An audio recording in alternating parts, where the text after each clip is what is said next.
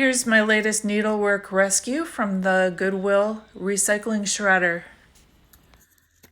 Okay, I'm going to mount this piece of needlework onto a political sign that I've cut down to 18 inches. By default, they come 18 inches this way.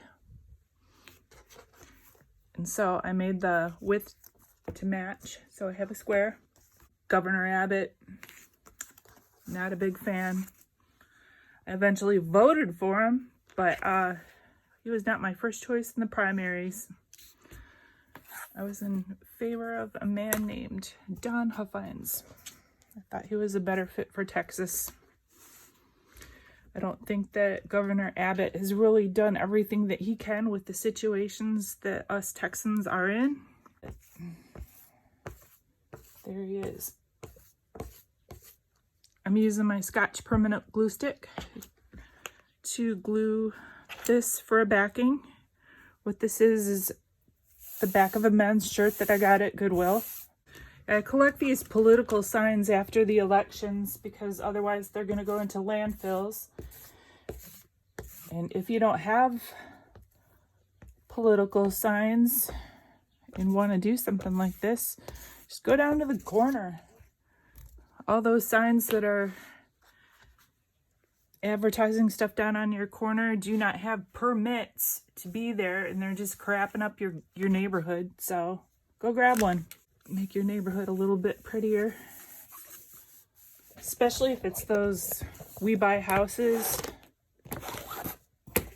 stuff. That's all scams. All right. Being careful not to cut into my plastic. I'm going to cut off these edges.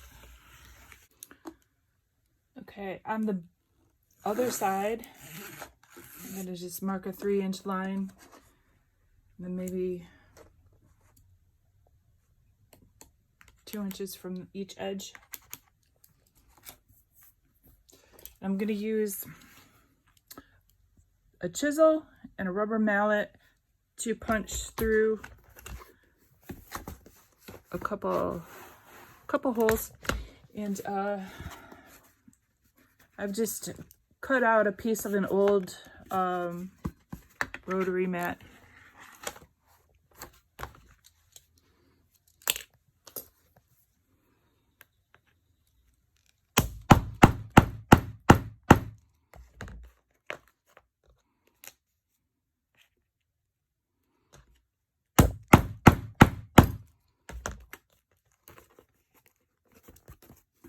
Like five whacks is good to get through this plastic and the fabric. I actually use this a lot for sewing projects. Another Harbor Freight object. Looks good, looks good. Okay, you know how you just get random ribbon, maybe part of something that's packaged. You bought something that's got this. This is a great way to use this up.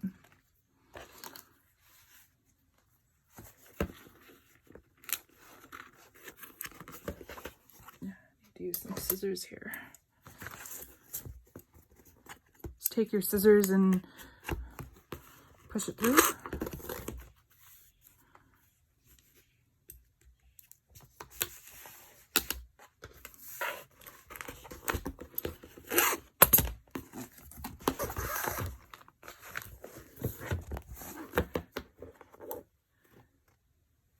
We're going to use this to hang it on the wall.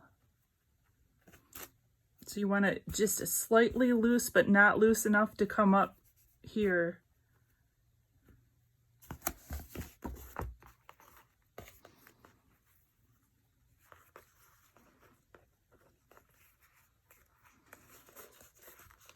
Tie a good knot. And that knot is going to be hidden behind your project. Okay, I've cut a piece of batting. It's not really traditional batting. It's that wrap and zap stuff that you do the bowl cozies with, which I made a bunch of those. And now that everybody has one, or two. They don't really need any more. So I'm going to be gluing this onto my board. You can see the print from the political sign still. So let me see if you can see it through both layers. No, it looks pretty good.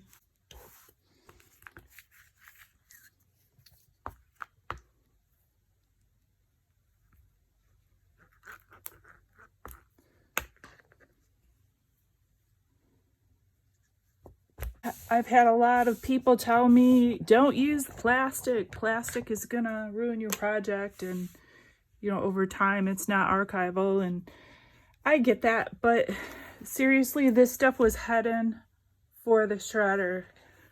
So the way I see it is we're just giving it a little stay of execution and trying to enjoy stuff a little bit longer. Okay, carefully without cutting into your plastic. Cut off all of the excess batting. Make sure you don't have any fuzzies or threads that are going to show through. Speaking of which, I better turn this over and make sure there aren't going to be any of these little things here. I didn't even think about that until just now. I'm going to put a little glue on there. One on the front.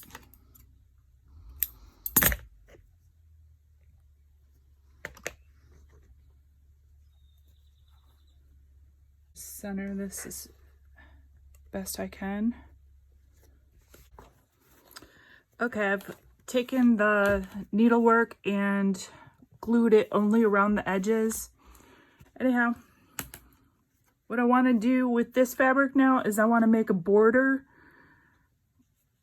that is going to be about an inch from the edge.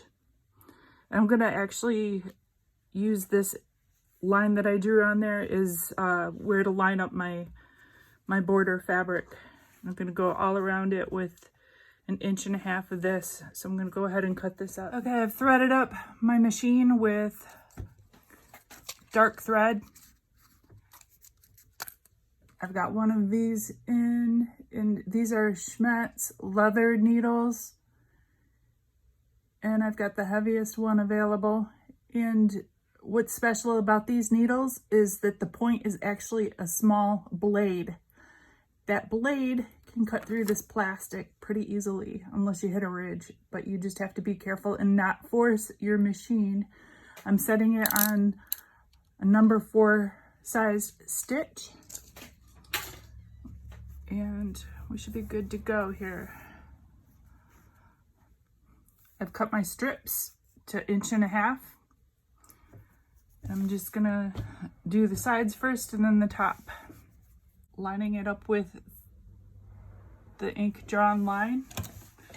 Also, I have my foot pressure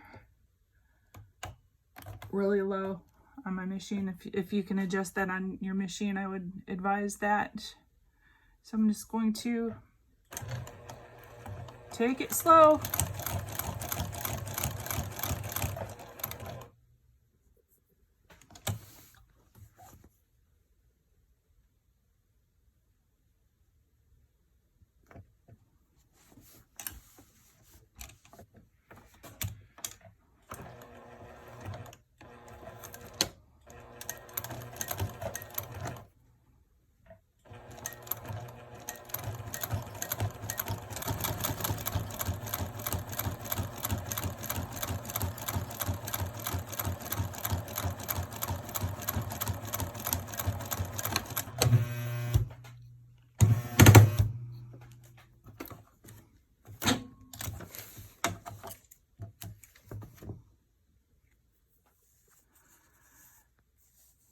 Okay, I've cut these to 3 inches. I'm just gonna fold over the first part.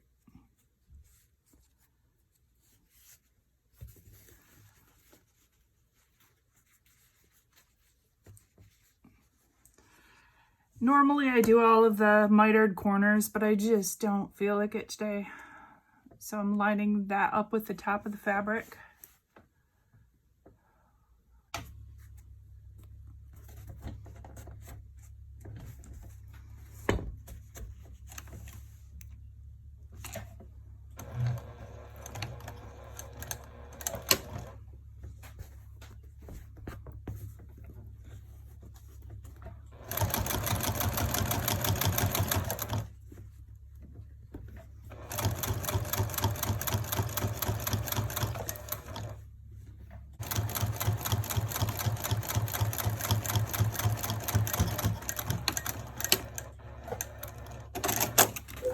It's done. Perfect? No. But hey, this piece of needlework, it still live a little bit longer. Thanks for watching, everybody. I lost some chunks of video there, and I apologize for that, but I will leave a link to my full tutorial on one of the other ones that I did in the description box.